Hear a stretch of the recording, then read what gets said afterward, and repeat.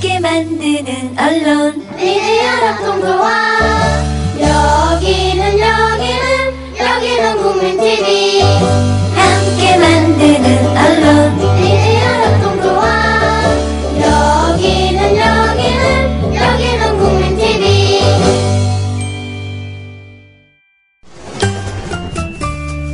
귀로만 듣던 국민TV의 팟캐스트를 이제 보이는 라디오로 시작합니다. 국민TV 광고를 모집합니다. 조합원과 비조합원 여러분, 자신이 속해 있는 기업과 사업체, 그리고 알리고 싶은 모든 것들 다 좋습니다. 광고를 원하시는 분은 신청해주세요. 홈페이지 kukmin.tv, 국민.tv 또는 지역번호 02-3144-0933번으로 연락주세요. 여러분의 많은 참여 바랍니다.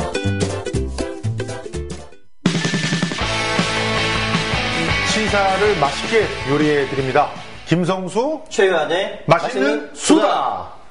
제가 오늘 좀 근엄하게 나갑니다. 예. 이렇게 딱 나가면 누군지 모르겠지.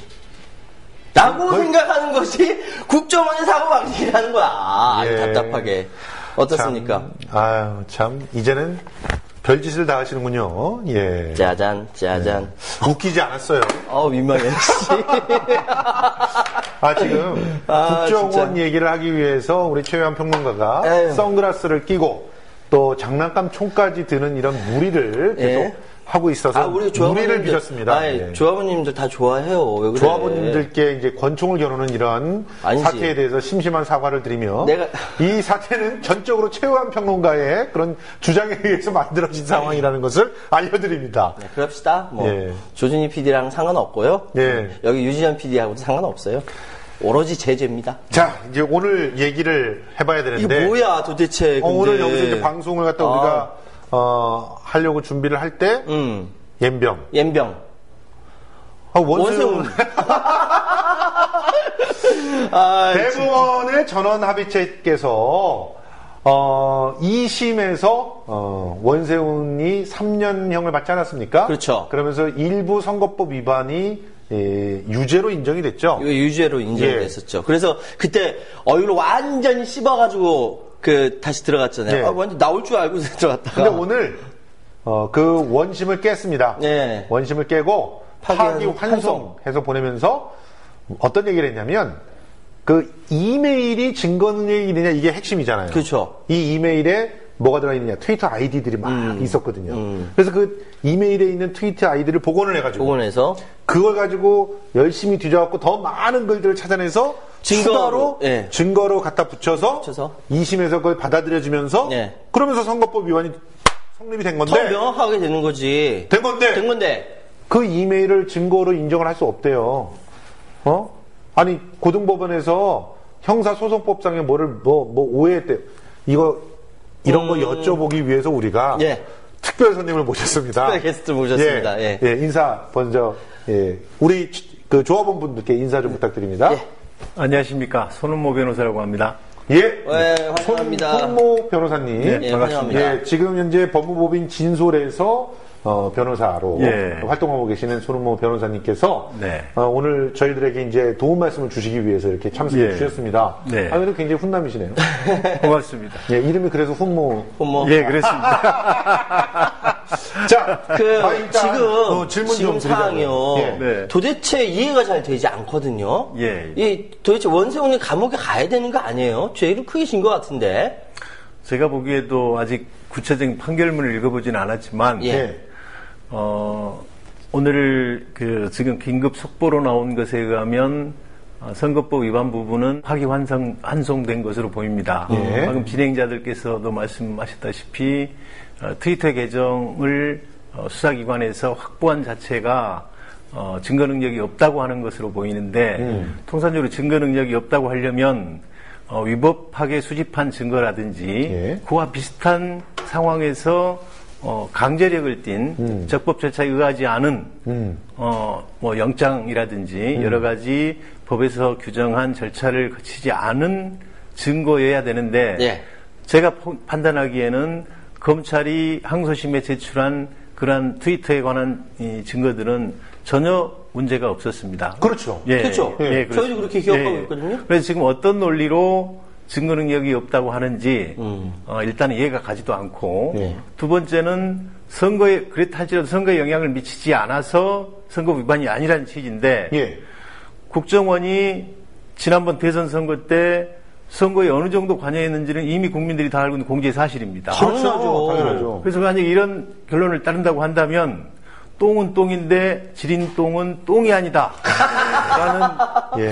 묘한 결론에 도달하는 것으로 지리면 보입니다. 아니자. 예, 어. 예. 건더기가 있어야 된다. 그렇습니다. 야, 설사도 아니네. 네, 그거는. 그러네요. 알겠습니다. 예, 아주 명쾌한 해석, 아주 법리적인 지린떡. 법리적인 해석 감사합니다. 아니 굉장히 어디서 섭외했는지 진짜. 우리 수준에 딱 맞는 예, 알겠습니다. 자, 오늘 이제 본격적으로 국정원 얘기를 해보려고 오늘의 주제를 마카파라고 저희들이 잡았습니다. 대한민국 마카파 시리즈.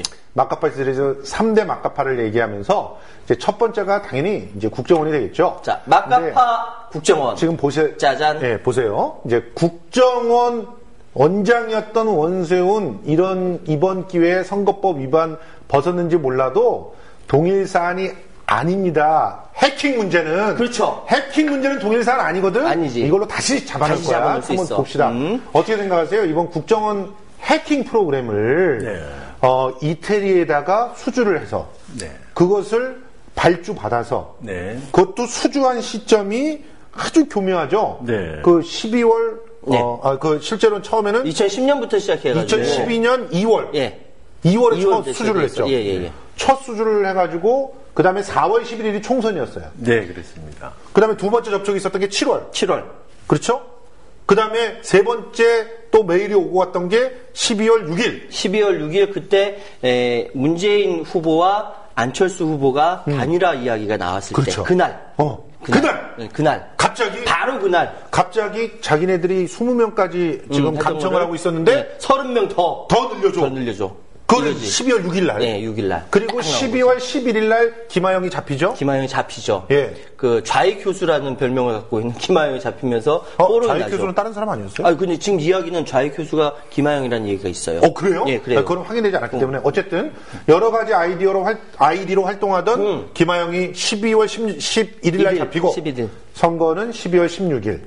자, 이런 상황들에 대해서 과연 어떤 정황적인 증거가 없다고 생각하는지 이게 저는 궁금하거든요. 일단 근데 여쭤볼 게 이렇게 해킹 프로그램을 외국에서 사갖고 들여와가지고 그걸 가지고 우리나라의 사람들을 감청을 했다. 이건 불법 아닙니까?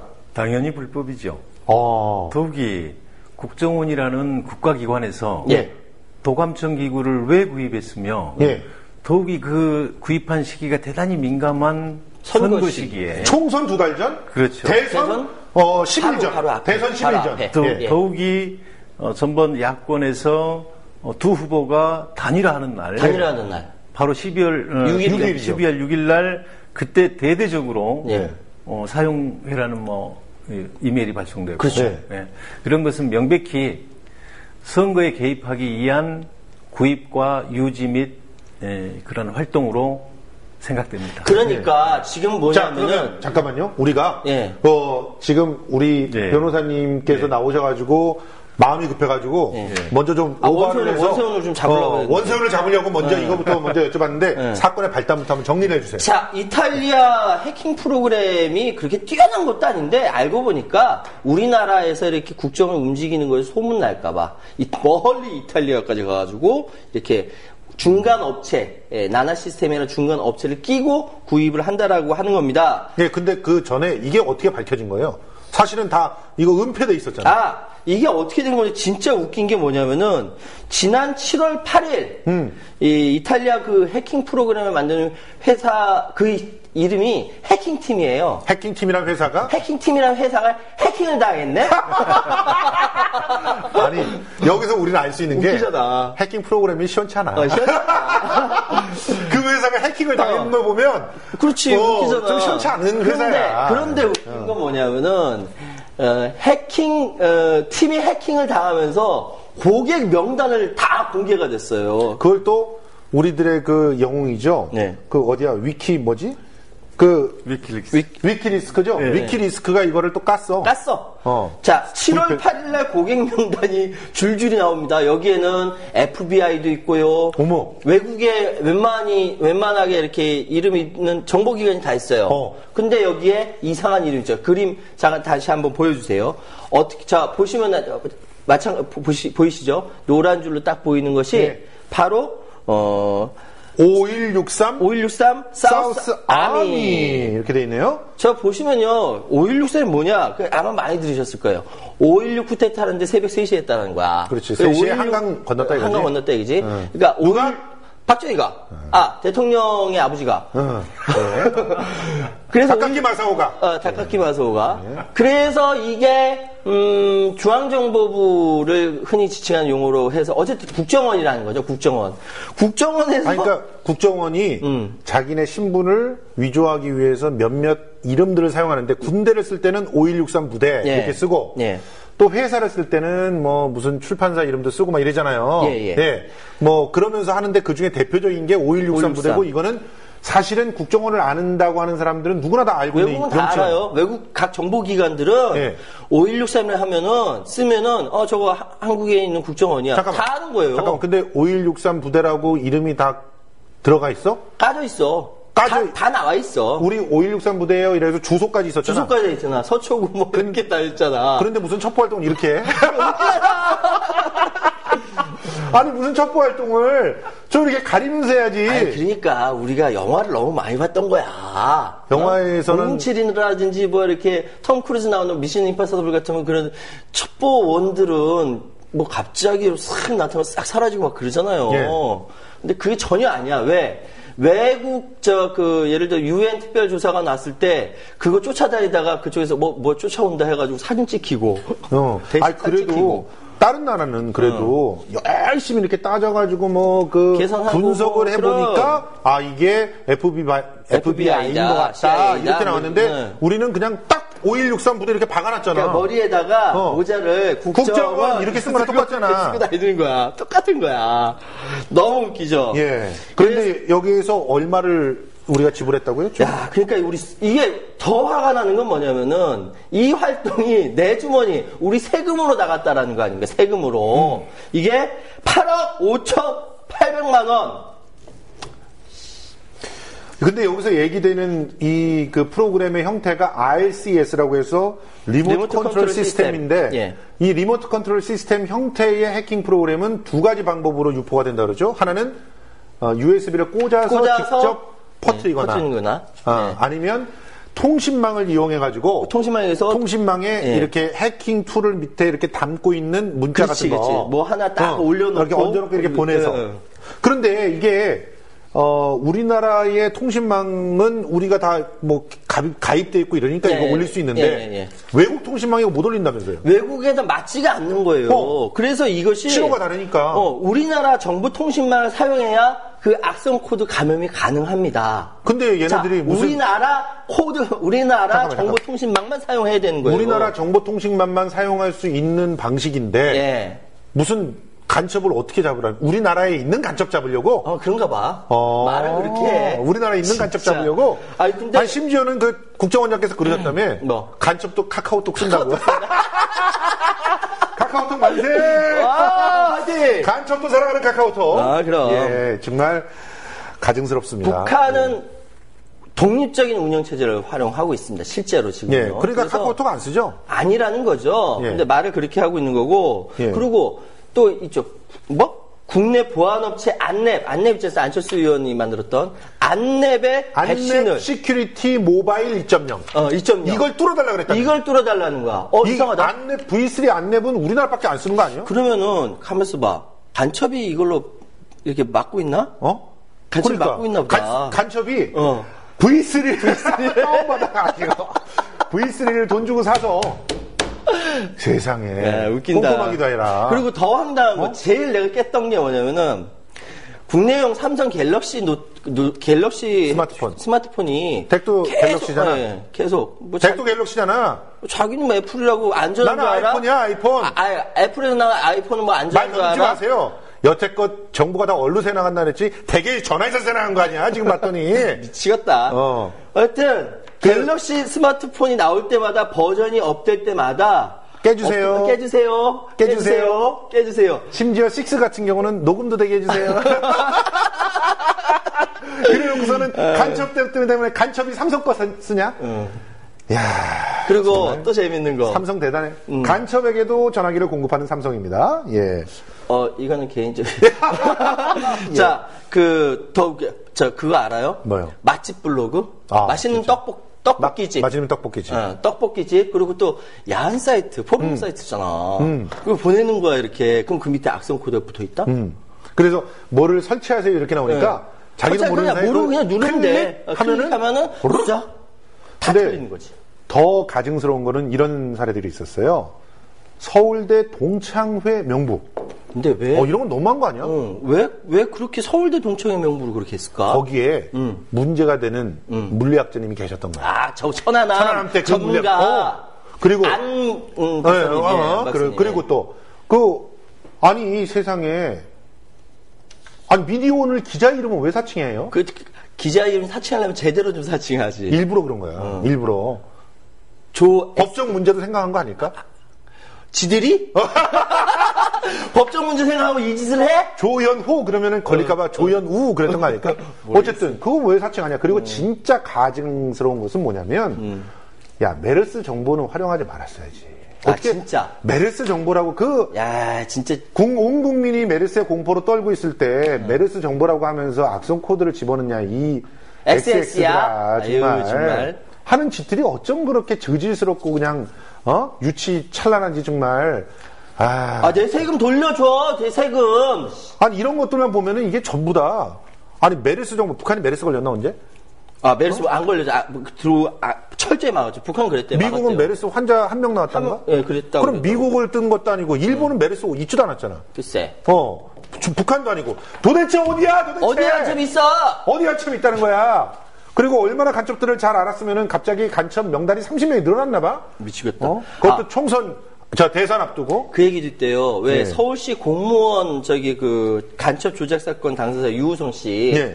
유우성 씨가 항상 자기가 갖고 있는 휴대전화가 찜찜했답니다. 민변 변호사님이랑 같이 얘기했는데 눈앞에서 마음대로 사진이 사라져버려. 삭제돼. 그리고 유우성 씨하고 이제 썸 타는 여성이 있었는데 둘만 카톡에서 왔다 갔다 얘기를 하잖아. 근데 뭐 서로 이걸 뭐 바깥에 공개할 거 아닌데 국정원 요원들이 다 알고 있다라는 거야. 여자친구한테 좀 잘해줘. 이 대사가 그대로입니다. 좀 여자친구한테 좀 잘해줘. 야, 소리 짝이지잖아. 이게 뭐야, 이게. 혹시 여자친구 없어요? 아저씨. 애셋 아빠한테. 저는 여자친구 많습니다. 여자인 친구일 뿐이죠. 여자 사람? 여자 사람일 뿐이죠. 개인적인 의견입니다. 진짜 근데, 이런 식으로 모든 정황들이 나타났는데, 이걸 가지고 지금 정상적인 대북 첩보 활동이었다. 이렇게 얘기를.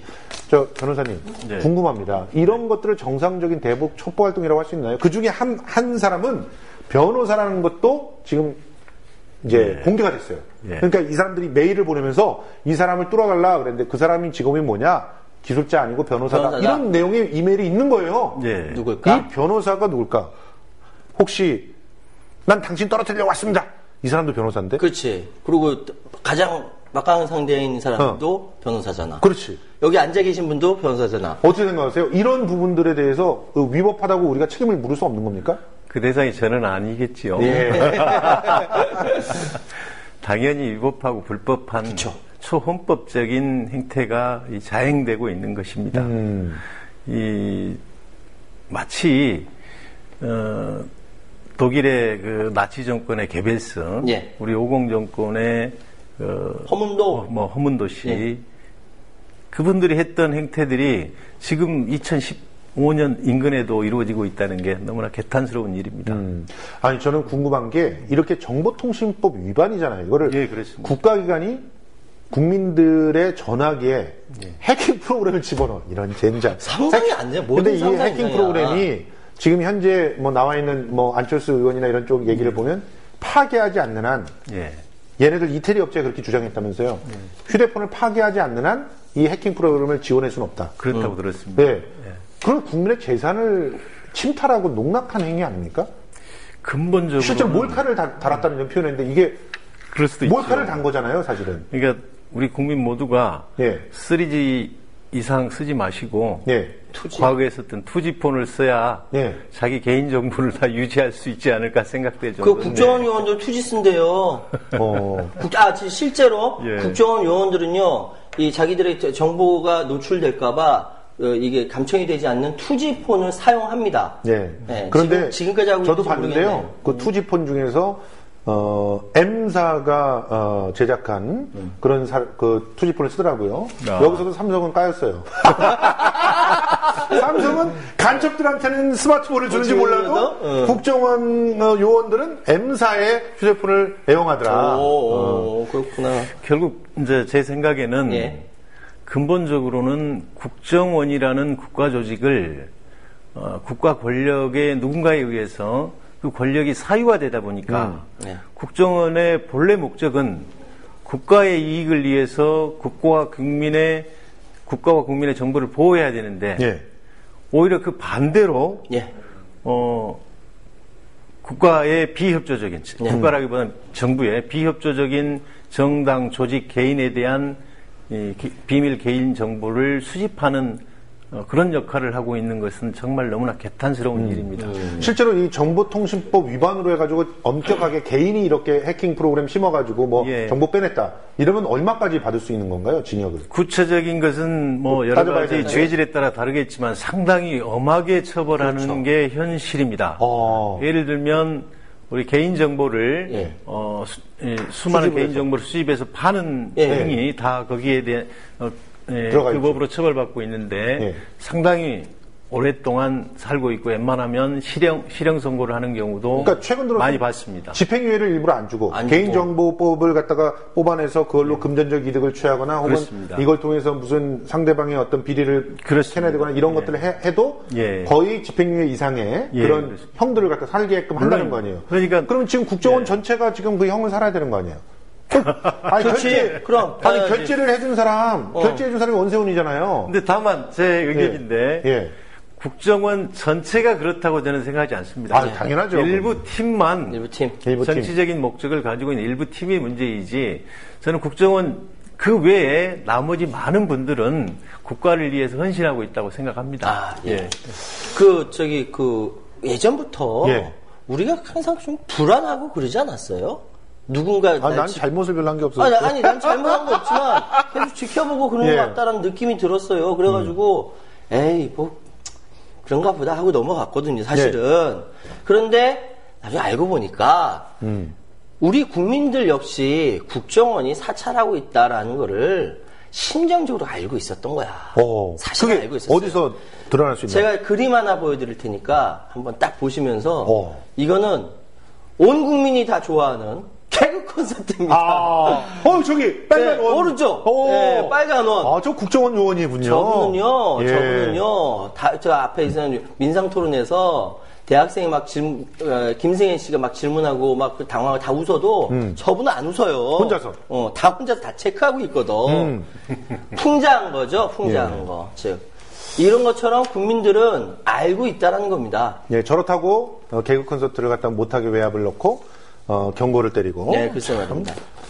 참 가지가지합니다. 정말. 가지가지. 예. 자, 어쨌든 이 국정원 해킹 프로그램과 관련되어 있는 논란들 이거는 그냥 좌시할 수 없는 겁니다. 예. 이거는 굉장히 심각한 범죄입니다. 국민들을 대상으로 도감청을 했다는 거고요. 그리고 도감청하는 방법도 해킹 프로그램을 활용해서 실제로 금전적인 어떤 그 손해까지도 끼치게 만들었던 이런 상황이기 때문에 이 부분에 대해서는 엄격하게 책임을 물어야 되고 이 선거의 어떤 목적으로 이런 부분들이 돼 있는지도 예. 철저하게 다시 수사를 해서 그 수사에서 다시 잡아넣을 거예요. 그치. 예. 원세훈이 이번에 오늘 빠져나간 사람들 예. 원세훈뿐만이 아니잖아요. 네, 그렇죠. 그 밑에서 그냥 위에서 시키는 대로 했다고 해서 빠져나간 사람들 두고 봅시다. 대표적으로 원세훈이 오늘 파기환송에서 했는지 몰라도 이 사항에 대해서 국민들은 잊지 않습니다. 자, 한마디 말씀드릴게요. 지금 정권보다 훨씬 더 무서운 옛날 정권, 박정희 정권 때 민청학년 사건이라는 게 있어요. 1974년도에. 네. 그때 막 학생들 잡아놓고 막 사형 때리고 그랬었잖아요. 그럴 때 어떤 일이 있었냐면은 22살짜리, 그때 나이 22살이죠. 22살짜리 김병곤이라는 학생이 있었습니다. 재판장이 김병곤 사형! 하니까 그 젊은 친구, 그 젊은 김병곤이 어떻게 뭐라고 했냐면 펄떡 일어나더니 영광입니다! 라고 외쳤다라는 것이죠. 권력에 대해서 멋지다. 권력이 그렇게 이야기하면은 영광입니다! 라고 이야기할 만한 대한민국 국민들 많다! 대한민국 국민들 많다고. 나도 그래! 이씨. 요한이도 진짜? 얘기할게. 2009년도에 이명박 정권 시절에 실제로 인터넷 방송 통해서 최초로 얼굴 까고 이름 까고 쥐새끼 했어. 근데 집에 가서 아버지는 또 혼냈지만 하여튼 그때 예. 그랬단 말이야. 저기요. 겁 안 나? 제가 한 말씀 드리자면 예. 쥐새끼 하지 마시고요. 예. 여러 방송에 나오면서 그 날카로운 평론을 논리정연하게 하는 게 더 이득이 되는 거예요. 그때는 불러주지도 어려서 않고. 그런 거야. 아니, 불러주지도 않았어. 불러주지도 않아서? 그래서 그랬고. 알겠습니다. 지금 논리정연하게 비판하고 있죠. 아저씨. 일파만파 퍼져나가면 또 잘릴 거라고 생각이 듭니다. 지겹냐? 예. 이제 뭐 갑자기 반말을 또 쓰고 있습니다. 예. 하나잖아. 저한테. 자, 예. 다음 주제로 자, 넘어가겠습니다. 다음 마카파 시리즈는요. 마카파 교수. 짜잔. 예, 마카파 교수 얘기입니다. 뭐야? 여기서 근데 이름을 공개해도 될까? 이게 이름까지 공개하면 안 되지. 그러면 하는 건 안 좋은 거라고. 강모 대학의 네. 장모 교수입니다. 이거 우리가 알고 싶어서 알았던 게 아니고요. 퍼졌어, 이미. 제보가 다 들어와. 네. 저희들 이 방송 출연하는 거 아니까 네. 제보가 들어와요. 이 분이다 이러면서 여러분들 보내주시더라고. 맞아요. 예. 강모 대학의 예. 장모 교수. 예. 예, 이분이 어떤 분이냐면 엄청난 분이에요. 근데 엄청나던 데는 솔직히 나는 그 문화 쪽으로 전문가가 아니니까 잘 모르거든요. 예. 그 얘기를 해주세요. 어떻게 자, 엄청난지. 제 11회 대한민국 디자인 대상에서 11회 대한민국 디자인 대상. 예, 그래서 디자인 대상을 받습니다. 그리고 한국 디지털 디자인 협회 협회장이에요. 그리고 이 사람이 G 페어라고 하는 G 디자인 페어라고 하는 우리나라에서 경기도와 함께 만들어낸 그런 G 만드는 건 아니고요. 그렇죠. 예. 쥐새끼는 아니고. 그 뜻도 있네. 예, 그 디자인 페어라고 하는 것을 예. 만들어서 성공적으로 런칭시키고 그래서 뭐 수많은 그런 디자인 관련 공모에 다 심사위원이거나 운영위원이거나 뭐 이런 사람이에요. 아니, 그렇게 능력 있고 똑똑하고 논문만 잘나고. 76편을 썼고 오. 그리고 물론 요즘 까발려져 있는 걸 보면 자기가 다 쓴 논문일까? 한번 검사를 해봐야 된다고 생각합니다. 하지만. 검사를 해봐야 되는데 어쨌든 76편의 논문과 4권의 책과 수많은 수상 경력과 근정 포상까지 받은 포상까지 받은. 그리고 결정적으로는 예. 한나라당 시절에서부터 정책 자문위원이셨고 지금 현재 새누리당의 산업통상자원부 자원위원회의 자문위원으로 열심히 정책 자문위원으로 활동하고 계시는 그런 분입니다. 강모대학의 장모 교수님. 예. 이 정도 되면요 제자들이 어느 정도 되면 아시잖아. 이렇게 추앙하지, 이렇게 추앙. 추앙이라기보다 사실은 숭배하나. 자, 디자인계나 문화예술계는요 예. 공모가 굉장히 중요해요. 그렇죠. 자, 되게 저는 중요하지. 사실은 제가 그 희곡으로 데뷔를 했는데 공모를 통과하지 않고 이렇게 써서 공연을 올려서 데뷔를 했기 때문에 인정을 못 받다가 뒤늦게 나중에 이제 그 공동수상으로 참 폼 빠지게 공동수상으로 한 희곡상에 되면서 에이, 잘했어, 그러면서 그래도. 인정이 됐는데 그래, 잘했어. 왜 그러냐면요 예. 공모를 다 틀어주고 있어요 교수들이. 아. 그 교수나 혹은 이런 문화 그치, 권력이라고 그치, 세칭 그치. 말하는 사람들이 예, 다 틀어주고 있어. 그래서 실제로는 전화도 오고 그런다? 뭐라고? 이번에 작품 하나 내 거를 갖다 해주면은 다음번에 내가 한번 추천해주지. 이런 식이야. 와. 그러니까 이런 권력을 갖고 있는데 이 사람이 최소한 우리나라 희곡은 기껏해봤자 이제 등단할 수 있는 통로가 한 6, 7개밖에 안 돼요. 그래요? 근데 그 6, 7개를 한 사람이 다 잡고 있질 않는데 이 사람은 이 경력을 보니까 거의 대부분에 다 영향력을 끼치는 거야. 그러니까 어마어마한 이 사람한테 잘못 보이면 공모 통과 물 건너가. 그리고 지금 설 수가 없는 거네. 제자가 있었던 곳이 어디냐면 바로 이 사람이 영향력을 엄청나게 행사하는 한국 디지털 디자인 그 협회에 네. 그 사무국에서 일을 하게 했던 거 아니에요. 아. 그러니까 이 사람 생각에는 나를 갖다 밀어주는 거 아니에요. 사무국 이런 그럼 거 아무나 안 당연하지. 시킨다. 아, 그래요? 아무나 안 시켜요. 지금 있잖아요. 제가 이름만 대면 알 수 있는 뭐 이런 곳들 있습니다. 재단들 거기에 대라. 사무국장 대라. 될까요? 예수님복지재단 사무국장 아무나 되는 줄 아세요? 줄이 없으면 안 돼요. 줄이 없으면 예. 미디어 협동조합도 이제 줄을 대고 하면 어떻게 안 돼요? 모르겠습니다. 그 줄은. 네, 알겠습니다. 예, 그 줄은 조합원들이 줄이겠죠. 네. 그렇지만 재단은 안 그렇습니다. 어쨌든 그런데 집어넣어가면서 네가 앞으로 어디 교수로 갈 수 있을 테니 내 말을 들어라. 그러면 논문 쓰는 거는 기본이고요. 네. 정말 똥꼬 앓더라면 핥기까지 하는. 표현이 좀 적나라하긴 한데. 예, 그런 사람이 돼버리는 거예요. 왜? 교수직이 더 오게 되니까 평생 직장이 만들어지니까 그런 상태에서 그런 권력을 활용해서 패고 뭐 기합을 시키고 난 깜짝 놀란 게 인부를 먹여? 인분을 먹이고 그게 사람이 할 짓이 아니잖아. 그리고 나 너무 놀랐어. 내가 솔직히. 때리는 걸로만 끝나면 몰라. 근데 제자를 시켜서 제자를 때리게 하고 때리게 그거를 하고. 아프리카 TV로 중계를 하게 중계를 하고 자기가 본다 이거지.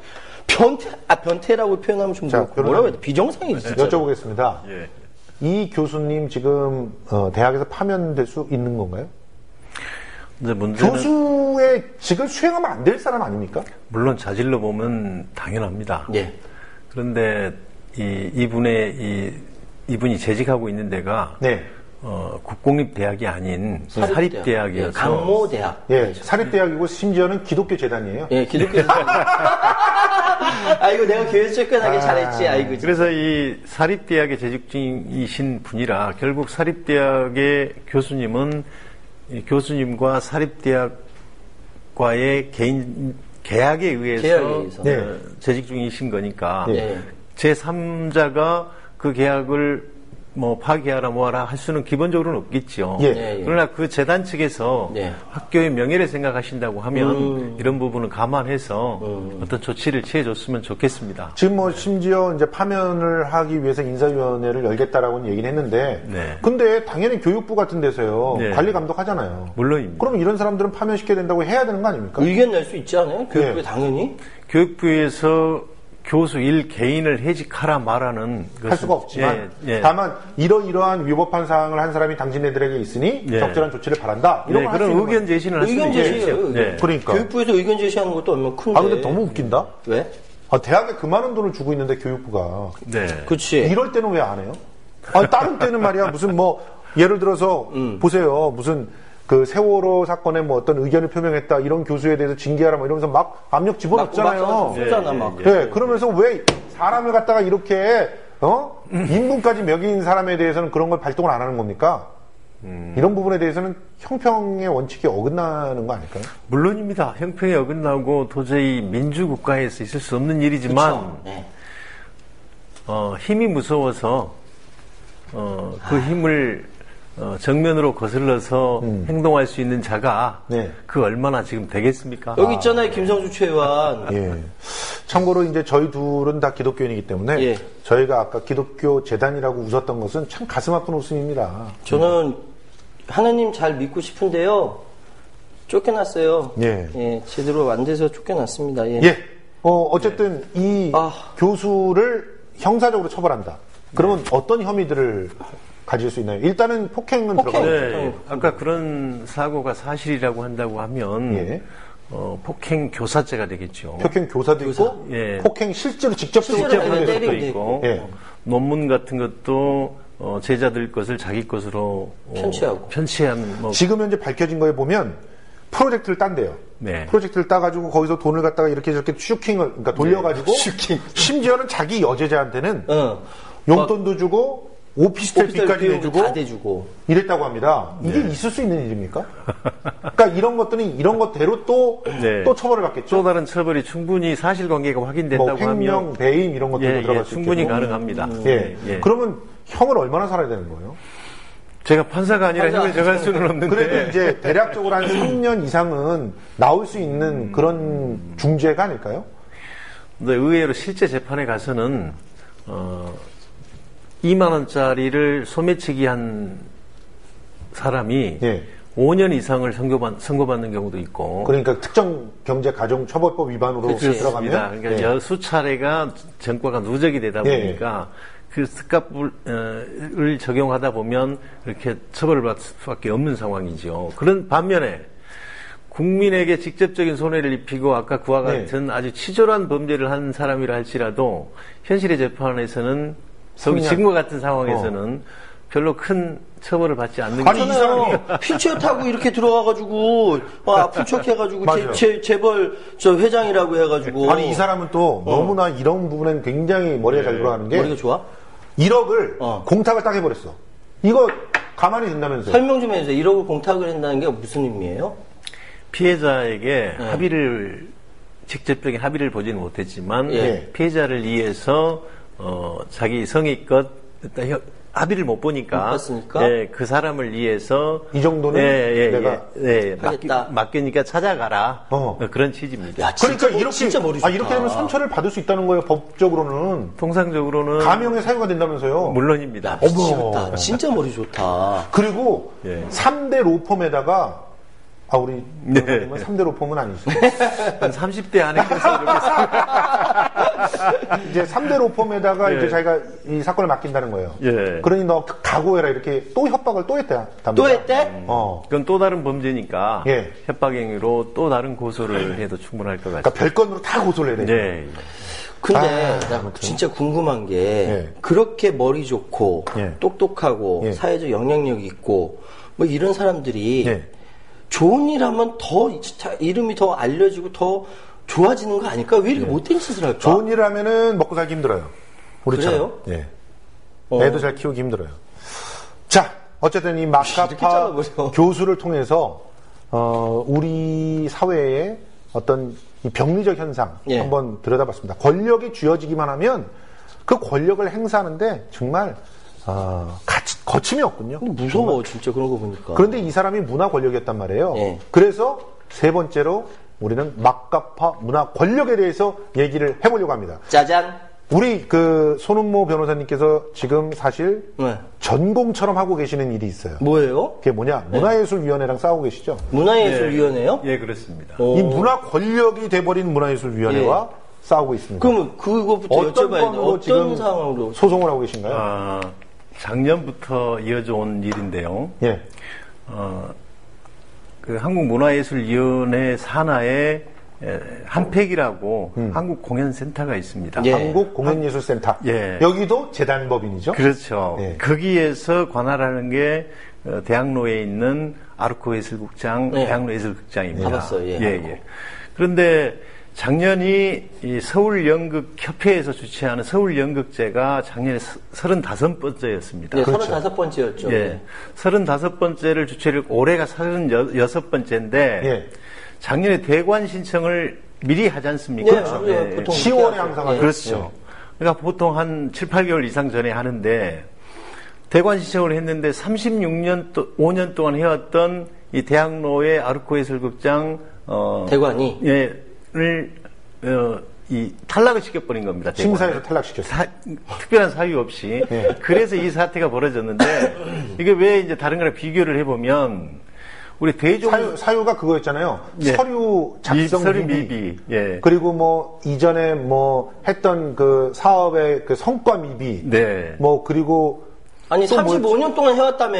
근데 뭐가 미비해? 그리고 서류 작성이 실제로 서류 작성이 미비하게 되면 지금 관행처럼 해왔기 때문에 이거 이렇게 다시 해서 오세요. 보통 이렇게 해서 서로 얘기하지 않나? 문외한도 이렇게 잘 알아요. 문화예술에 대해서 문외한도 이렇게 잘 알아요. 상식적으로 그렇잖아. 제가 예를 들어보겠습니다.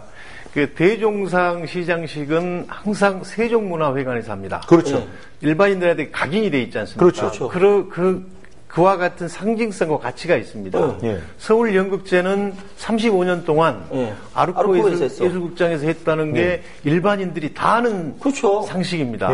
그런데 서류 미비라고 하는 것도 거짓말이라는 것이 1년 전에, 7, 8개월 전에 신청을 하면서 작품이 결정도 안 되잖아요. 작품은 이제 공모 과정에 있는데 그 작품 써내지 않았다고 서류가 미비했다는 이유를 댄 겁니다. 진짜 그냥 그런데 그때 당시에 심지어는 그 해 것이 아직 진행되지도 않은 연극제도 있었잖아요. 근데 그 연극제는 그러니까 2014년 11월에 예. 연극제가 있어서 10월에 집어넣을 때 아직 올해 것도 안 한 연극제인데 그 다음 해 거를 신청했는데 됐다 걔는? 예, 걔네들은 맞습니다. 됐고. 걔네들은 작품을 못 써놨을 거 아니야 당연히 올해 것도 안 하고 있었는데 예, 그렇습니다. 근데 걔네는 됐어.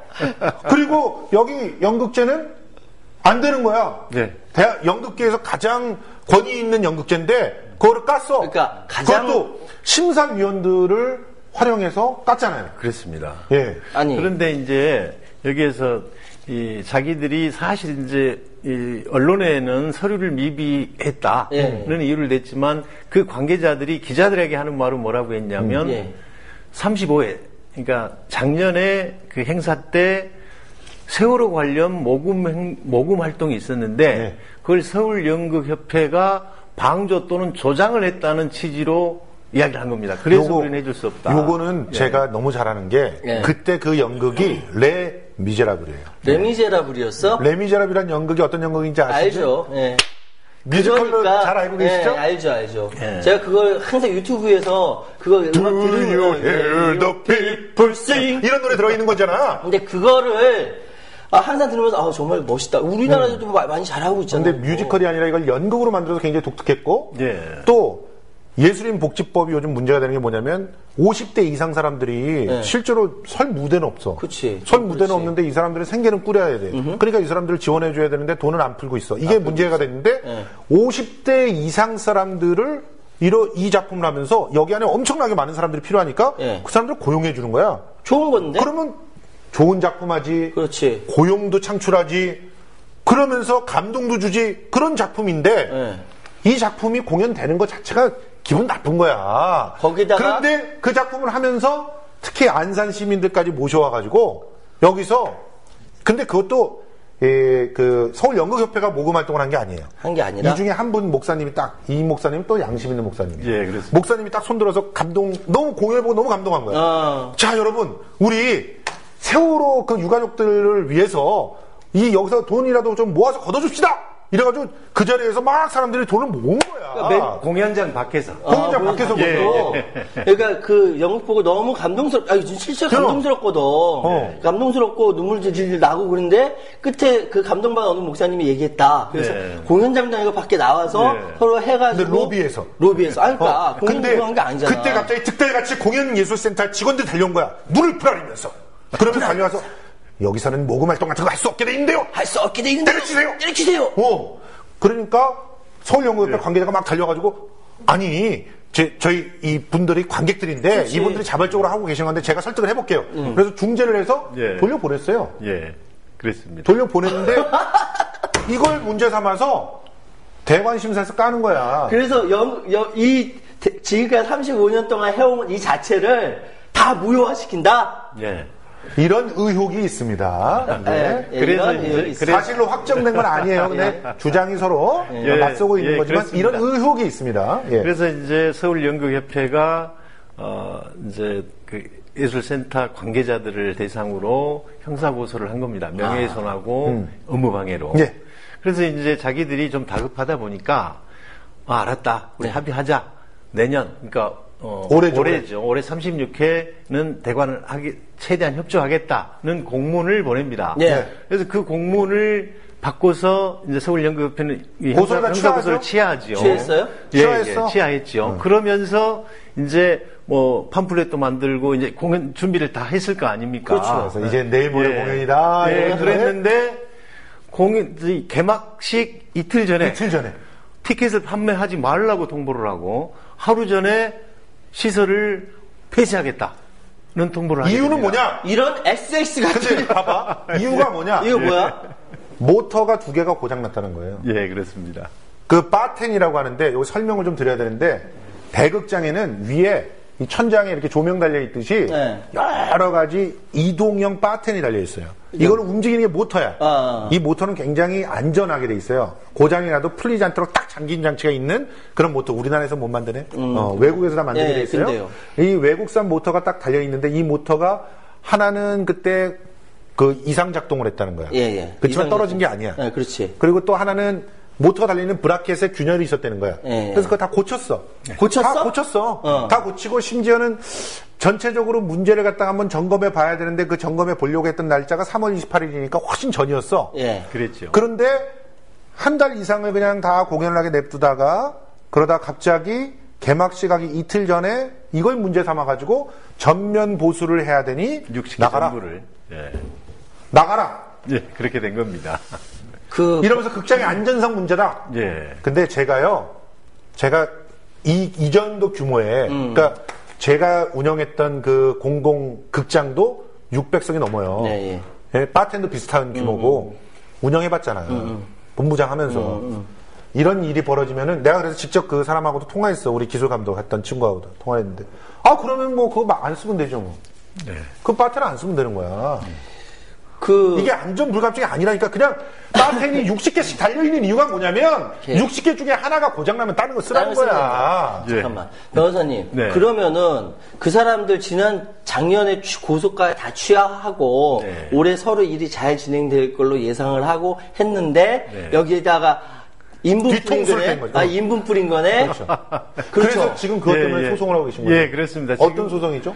그래서 이제 저희들이 이 시스템을 만든 이탈리아 MGM사에 네. 공개 질의서를 보냈습니다. 예. 그랬더니 전혀 문제가 아니라는 네. 회신을 답변을 줬습니다. 받았어요. 네, 그걸 가지고서 이제 한국공연예술위원회부터 해가지고 관계자들을 다 형사고소를 명예훼손과 업무방해를 한 것으로 형사고소를 해서 네. 현재 서울중앙지방검찰청 그다음에 모 관할경찰서에서 예. 수사 중에 있습니다. 예. 지금 근데 이 문화예술위원회 네. 문제가 많아요. 이 네. 문화예술위원장님이 얼마 전에 바뀌었잖아요. 그렇습니다. 얼마 전에 바뀌었는데 문화체육관광부 장관의 네. 논문 지도교수라면서요. 저번에 예, 얘기 그렇습니다. 나왔던 예. 변호사님 말씀 좀 해주세요. 예. 이 상황이 어떻게 된 거예요? 그러니까 예. 그 문화예술위원회가 이렇게 문제를 일부러 일으키는 건 아니잖아요. 그런데 계속적으로 이게 사고를 치고 있는 거죠. 그런데 지금. 이제 그 의심할 만한 정황들이 너무 많습니다. 근데 이 서울연극협회에서 주최하는 서울연극제를 겨냥해서 모종의 공연을 하지 못하게 하기 위한 게 아닌가 하는 의심이 강력하게 든다는 것인데 실제로 그래서 개막식도 거기서 해야 되는데 개막식 못했고, 그렇죠. 폐막식도 거기서 해야 되는데 못했고, 공원에서 했습니다. 공원에서? 예. 대극장 작품 2개도 못했어요. 다른 곳에 예. 급하게 빌려가지고 그 중에 한 작품은 예. 1,000만 원어치 이상 팔렸는데 그걸 다 환불 조치를 그랬습니다. 했었죠. 맞습니다. 예. 그거 문화예술위원회 좀 갚아줘야겠다. 두 작품 중에 하나는 제가 근무하던 곳에 가서 공연을 했는데, 네. 근데 그 중에 나머지 하나는 소극장에서 했어. 네. 규모가 전혀 맞지 소극장에서 않죠. 하느라고 내가 알기로는 그 공연에 오신 분들한테 전부 사과를 하고 막 이랬던 걸로 알고 있거든요. 맞습니다. 그렇게 공연을 했던 분이 옛날에는 굉장히 뭐랄까 새칭 말해서 우익적인 그런 활동을 많이 하셨고 정부에서 지원하는 그런 작품도 많이 하셨던 그런 연출가인데 이번 기회에 나도 이제 데모를 해야 되겠다 이렇게 얘기를 하시다. 그런 상황이에요. 나도 이제 데모를 해야 되겠다. 난데없이 뒤통수를 맞았으니까. 그러네. 자, 그리고 지금 문제가 되는 게 지금 문화예술위원회 얘기를 하다가 이제 넘어갔는데 이 문화예술위원회의 위원들을 이렇게 그 전문적이지 않은 사람 뽑는 것도 문제지만 공연예술센터의 센터장도 전문적이지 않은 사람이죠. 그렇습니다. 예. 예. 이 센터장 기자 출신이잖아요. 그렇습니다. 이분이 경향신문 기자 출신인데? 그 여자분이신데, 예. 그 기자로 알고 있는데, 그러니까 전혀, 센터 운영 자격은 상당히 미달한 것으로 보이는데, 그런 분을. 내가 너무 잘하는 분이에요. 그런데 이 구조적인 문제는, 이 문화에 대한 국가정책이 굉장히 중요한데, 그게 한국문화예술위원회에서 하고 있습니다. 그게 이제, 이 법에 의해서 그런 것인데 문화예술진흥법을 근거로 해가지고 한국문화예술위원회를 만들고 한국문화예술위원회 산하에 이제 여러 단체들을 단체들을 이렇게 두고 관리하고 있는데 문제는 이 위원회 구성이 단지 장관의 그냥 위촉으로 다 끝나버려. 그리고 그 내가 마음에 드는 사람이 이렇게 앉혀가지고 하는 거예요. 아무런 제어 장치가 없다는 겁니다. 야, 진짜. 그리고 전 말도 안 최근에 된다, 진짜. 제보를 들었어요.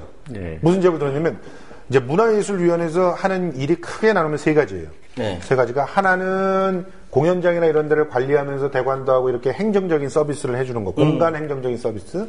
공연장. 또 하나는 지원을 통해 가지고 네. 그래서 기금을 갖다 분배하는 그런 일들을 하고, 그다음에 또 하나는 이제 차세대 예술인들을 키우기 위해서 교육이나 뭐 이런 것들을 하는 이런 건데 그 규모가 엄청납니다. 어마어마하죠. 그래요? 예, 예. 그런데 이 두 번째, 다시 말해서 예술가들한테 지원금을 나눠주는 이게 사실은 예술가를 줄 서게 하는 그런 영향력이 있자는 물론입니다. 거예요. 예, 예. 아니, 그 돈 못 받으면 사실 공연도 못 하는 그런 상황들이 예, 너무 예. 비일비재한데. 물론입니다. 근데 여기에서 사전 검열을 하고 있다는 제보가 있었어요. 물론입니다. 저도 예. 그런 소문은 좀 들었습니다. 예. 그러니까 심사를 할 때 심사위원들을 애초에 입맛에 맞게 구성을 하고 예. 심지어는 특정 작가를 배제하라고 압력을 집어넣고 최근에도 그런 일이 있었지요. 아, 예. 그런 일이 있었어요? 예, 예. 굉장히 유명한 연출가더라고요. 예, 물론입니다. 예. 그런데 이 사람을 까내는 거야. 이런 식으로. 아니, 그러니까, 변호사님. 아니 이런 권력들을 이렇게 남용해도 이거 법에 안 걸리는 이거 겁니까? 보니까 공단의 예. 전체 행정적인 상황을 그 정리하고 그 일을 하고 두 번째로 기금 특히 돈 얘기니까 예. 이거 굉장히 돈에 대해서 관리하고 이렇게 분배하고 이런 일을 하고 네. 세 번째 차세대 예술인들 육성하고 이것도 역시 돈이 자금이 들어가고 네. 이거 다 이게 세금으로 사용되는 거거든요. 물론입니다. 그럼 이거는 이렇게 돈 쓰고 있는 문화예술위원회에 대해서 예. 잘못 쓰고 있다 또는 친분에 의해서 누구 자리에 앉히고 이거는 감사해서 해야 되는 거 아니에요? 물론입니다. 근데 지금 엉망이라는 거잖아요. 다만 지금 하고 있는 것이 예. 국회에서 예. 교문위에서 감사를 하는 정도인데 예. 그건 지금 뭐 1년 내내 하는 게 아니니까 너무 이 시간도 부족하고 정확한 감사가 이루어지지 않아서 예. 차제에 저는 이 법을 개정을 해서 예. 어떤 방식으로든 그 위원회와 위원장을 견제할 수 있는 그런 조치가 있어야 된다고 생각합니다. 예. 지금 이렇게 되면서 문화예술진흥기금이 내년도면 바닥난다면서요? 예, 그 이야기를 지금까지 왜 저번에 이제 얘기 들었었어요. 제가 무슨 티켓 영화 티켓 하나에 뭐 무슨 기금이 들어간다고 있죠. 그랬죠. 문화진흥기금이 예. 있어서 그게 계속 쌓여져 있었는데 예. 지금 뭐 지금 안 제대로 걸어요. 안 돼가지고 그 지금 쌓아놨던 거 다 썼다면서 지금 상황이. 예. 새로운 세금이 필요한 상황입니다. 그 기금을 그 탕진한 게 이명박 정권하고 박근혜 정권 사이에 7년 반 정도에 다 탕진한 거예요. 한 500억 이상이 있었는데. 진짜 그렇게 다 빨아먹는구나. 예. 하여튼 어디에 돈만 쌓여있으면 아기같이 그걸 다 뜯어먹는 거야. 마지막으로 제가 여쭤보고 싶은 거. 예. 지금 예술인 복지법하고 예술인 복지재단은 이건 어떻게 돼가고 있는 건가요, 지금? 최근에도 이 예술인이 이 죽은 사건이 네, 있었어요. 김은하 씨, 네. 연극 배우.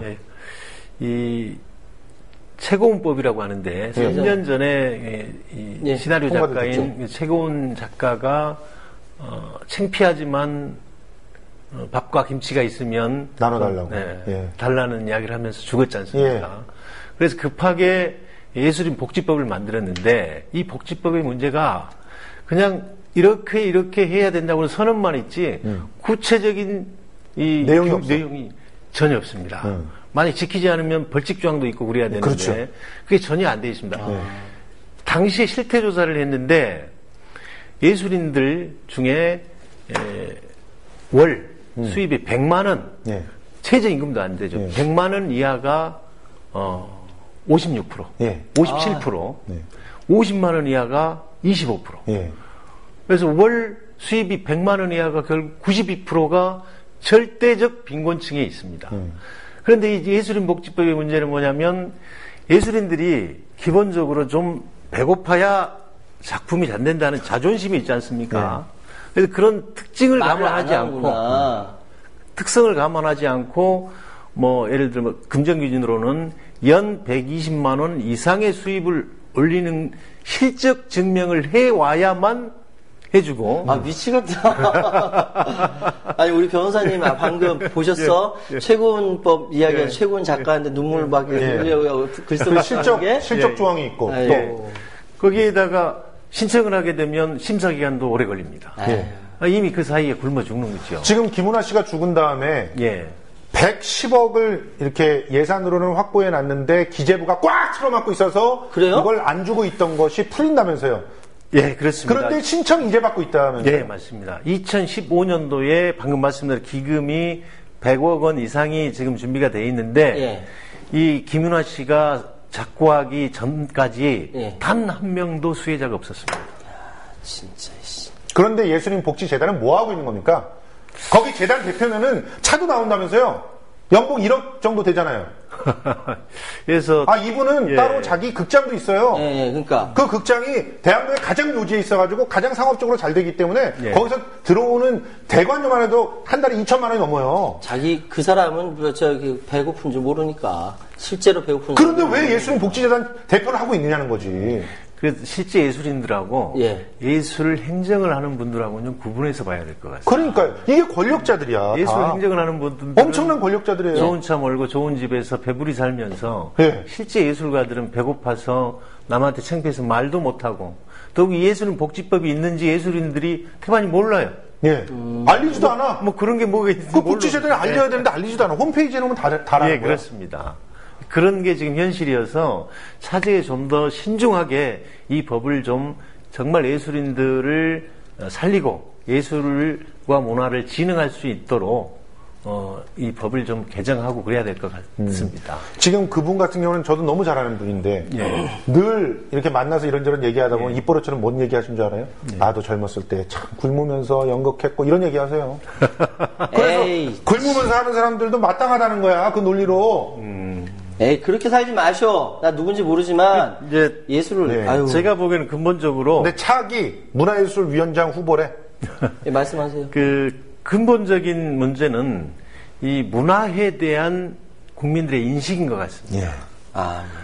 우리나라는 지금 예술인 복지법도 있지만 단지 예술을 하는 분들에 대한 약간의 복지, 뭐 먹을 걸 주고 살게 해준다는 개념으로 보지 마시고 문화예술은 전 국민, 전 국가에 대한 굉장히 큰 가치가 있는 것입니다. 투자를 그래서 해야 제 생각은 사람의 문화에 투자예요. 대한 투자라고 생각하시고 문화 예술인들에 대한 적극적인 정책을 국가에서 펴야 되지 않을까 싶습니다. 예. 오늘 손은모 변호사님의 말을 마지막으로 예. 우리 막 칩시다. 이게 예술가에게 투자하라. 이 말은 국민에게 투자하라. 이 얘기 아니에요? 맞습니다. 그렇죠? 예. 아니, 외국의 자원에 투자하지 말고, 재벌에게 투자하지 말고, 국민에게 투자합시다. 국민에게. 국민에게 투자하라고 엉뚱한 데다 돈을 쓰지 말고 그냥 확 그냥. 우리가 1년에 야, 진짜. 예산으로 쓴 돈이 한 400조 되잖아. 400조. 그렇죠. 예, 그 어마어마한 돈을 제발 어떻게 하면 국민에게 투자할까 고민하는 기업에 투자하지 말고. 그런 아이씨. 정부가 됐으면 좋겠습니다. 우리 다음 주에 또 찾아뵙도록 하겠습니다. 고맙습니다. 감사합니다.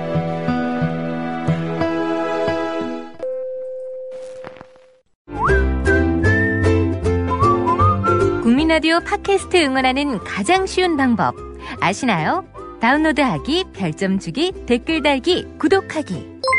국민라디오 팟캐스트 널리 알리는 가장 쉬운 방법. 다운로드하기, 별점 주기, 댓글 달기, 구독하기. 기억하세요. 다운로드하기, 별점 주기, 댓글 달기, 구독하기.